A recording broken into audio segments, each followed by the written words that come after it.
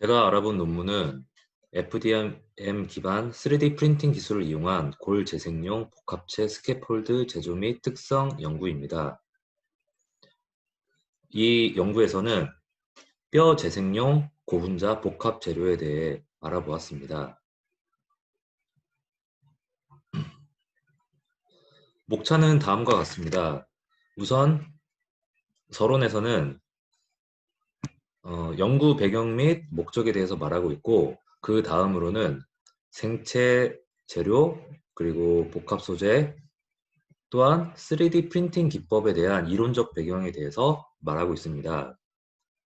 그 이후부터는 이제 실험에 대해서 이제 나오고 있는데, 여러 가지 열 특성, 기계적 특성, 생체적 특성 여러 가지를 다루고 있는데, 제가 다룰 부분은 이 복합체의 기계적 특성에 대해서 알아보았습니다. 마지막으로 결과 및 고찰이 나와 있습니다.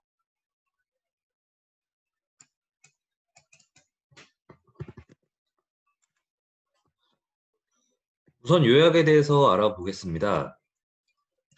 현재 고령화 인구의 증가로 인해서 인공관절보다 연골 조직 및 자가 골재생에 대한 선호도가 높아졌습니다. 이에 따라서 골 재생의 효율을 높일 수 있는 다양한 스캐폴드 필요성이 더해지고 있습니다. 골 재생이 필요한 부위는 환자에 따라서 다양하기 때문에 그 크기나 형태가 다양하기 때문에 환자 맞춤형의 대체물이 요구되고 있고, 이상적인 이제 뼈 대체물은 우수한 기계적 안정성 그리고 생체 적합성을 가져야 합니다. 또한 인체의 무해한 방식에 의해 만들어져야 합니다. 폴리랙틱 애시드의 약자인 PLA는 생분해성을 갖는 고분자 재료로서 현재 매우 주목받고 있는 재료입니다. 하지만 PLA 자체로는 낮은 기계적 특성과 더불어서 생체와의 친화성이 떨어진다는 단점이 있기 때문에 순수한 PLA 자체를 이용하는 것이 아닌, 현재 실제 치과용 임플란트로 많이 사용되고 있고, 무게 대비 우수한 기계적 강도를 가지고 내식성 또한 뛰어나 생체 적합성을 갖는 타이타늄을 PLA와 섞은 복합체에 관하여 알아보았습니다. 또한 타이타늄뿐만 아니라 인산칼슘계 세라믹의 한 종류인 하이드록시 아파타이트 HA를 PLA와 섞는 그러한 실험 또한 이 논문에서는 다루고 있습니다. PLA와 타이타늄의 복합체, 그리고 PLA와 이제 아파타이트 복합체, 이 두 가지에 대해서 다루고 있습니다. 저는 이 중 PLA와 TI를 섞은 복합체에 대해서 주로 알아보았습니다. 이러한 복합체를 기반으로 하여 3D 프린팅 기법을 도입하여 이제 환자 맞춤형 스캐폴드를 이제 제조하는 것에 대해서 이 논문에서는 다루고 있습니다. 그러면 이제 PLA를 타이타늄과 이제 섞은 복합체를 만들어야 하는데, 이 타이타늄의 이제 그 함량을 이제 얼마나 하느냐, 여러 가지를 이제 비율을 조정을 하여 그에 따른 실험 결과에 대해서 이제 알아보았습니다. 타이타늄의 비율이 5%인 경우, 그리고 10%인 경우, 15, 20%인 경우, 이렇게 네 가지에 대해서 이제 알아보았습니다.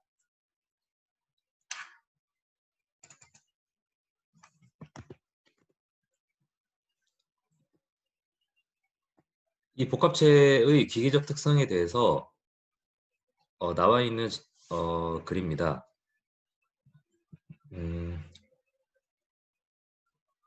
여기서는 압축, 인장, 그리고 충격 강도, 이 세 가지에 대해서 알아보았습니다.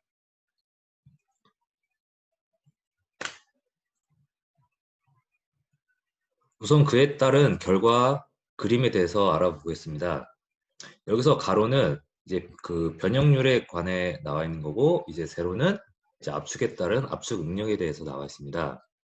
현재 순수한 PLA 그리고 TI 타이타늄의 비율이 5%인 복합체, 10%인 복합체, 15, 20%인 복합체 이렇게 5가지를 비교를 하고 있습니다. 현재 가장 아래쪽에 있는 이것은 순수한 PLA로서 압축 최대 강도가 매우 낮다는 것을 알 수 있고, 나머지 복합체들은 순수한 PLA에 비해서 매우 높은 이제 최대 강도, 항복 강도를 가지고 있다는 것을 알 수 있습니다. 이를 표로 나타내면 다음과 같습니다. 여기는 이제 순수한 PLA이고, 여기는 타이타늄의 비율에 따른 이제 여러 가지 복합체들에 관한 자료들인데, 현재 이것을 보면은 순수한 PLA에 비해서 나머지 복합체들의 값들이 매우 높다는 것을 알 수 있습니다. 그 옆에 또한 마찬가지로 매우 높게 형성되어 있고, 여기 또한 마찬가지고, 여기 또한 이제 순수한 PLA에 비해서 다들 높은 값을 가지고 있습니다.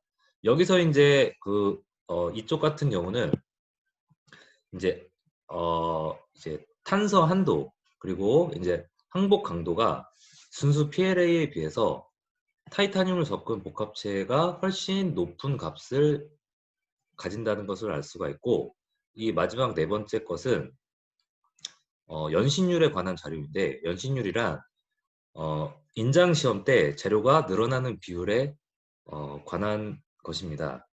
순수 PLA의 값은 약 10의 값을 가지고 있는데 5%의 타이타늄 비율을 가지고 있는 복합체는 약 35 정도, 순수한 PLA에 비해서 3배 이상의 값을 가지고 있다는 것을 알 수 있습니다.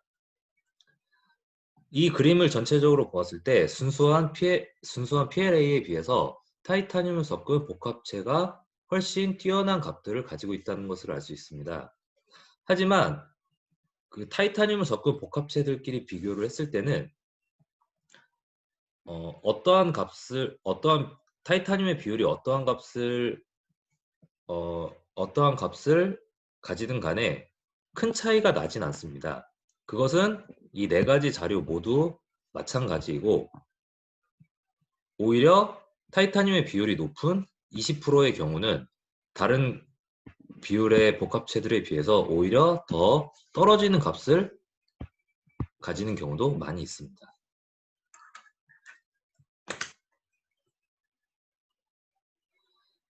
다음은 이제 인장 능력에 관한 이제 그림입니다. 여기서 또한 순수한 PLA에 비해서 나머지 복합체들이 더 뛰어난 이제 항복 강도를 가지고 있다는 것을 알 수 있고, 여기서 특이한 점은 20%의 타이타늄 비율을 가지고 있는 복합체는 순수 PLA와 별 차이가 나지 않는다는 점입니다. 이 결과를 그래프로 표현한 것을 비교해 보았을 때 순수 PLA에 비해서 20%의 타이타늄 비율을 가진 복합체의 값이 오히려 더 떨어지는 경우도 있다는 것을 알 수 있습니다. 나머지 결과값들은 앞서 했던 압축 실험과 큰 차이가 나지 않습니다. 다음과 같은 자료들을 이제 종합해 보았을 때 타이타늄의 비율이 약 5에서 10 정도, 그 정도의 비율을 가지고 있는 경우가 가장 뛰어난 값을 가지게 된다는 것을 알 수 있습니다. 다음은 함량에 따른 PLA와 TI 복합체 스캐폴드 충격 강도 측정인데, 이 또한 타이타늄의 비율이 5에서 15% 정도의 비율을 가지고 있을 때 가장 높은 값을 가지게 된다는 것을 알 수 있습니다.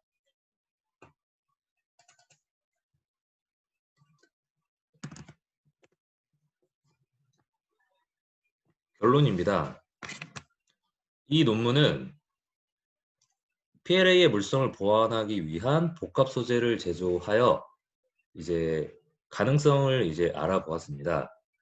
여러 가지 특성에 대해서 이제 알아보았는데 열 특성에 관해서도 알아보았고 기계적 특성 또한 이제 알아보았고 이 생체 적합성 또한 알아보았는데 제가 알아본 이제 기계적 물성의 결론을 살펴보면은 5%와 10%일 때 가장 이제 뛰어난 이제 결과값이 나온다는 것을 알 수 있습니다.